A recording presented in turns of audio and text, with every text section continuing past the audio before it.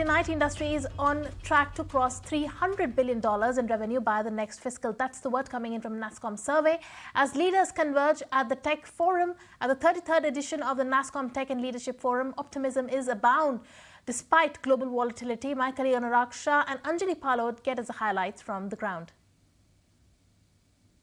NASSCOM's Technology and Leadership Forum 2025 kicked off today, and this forum, a gala event for the tech industry, brings together the biggest thinkers and business leaders and policymakers under one roof and one platform to discuss about the future of technology on Indian corporation and societal trends, and also its impact globally.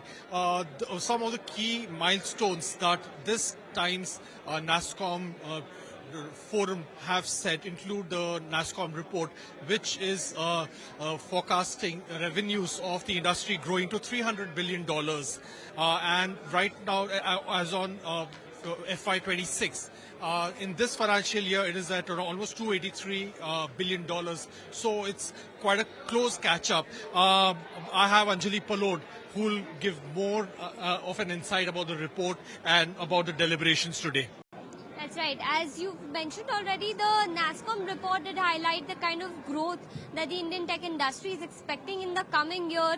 Where we've spoken about the revenues, the report also highlights the kind of jobs that will be created. So in FY25, the report expects 1,26,000 jobs to be created, and that the industry would be a net hirer with 5.8 million employees added to the industry. Now, more growth was seen in the engineering R&D, which grew at 7%, and the report also highlighted the growth in GCCs, especially in the AI capabilities of these GCCs, which is now crossed 500 plus GCCs today have AI capabilities in India.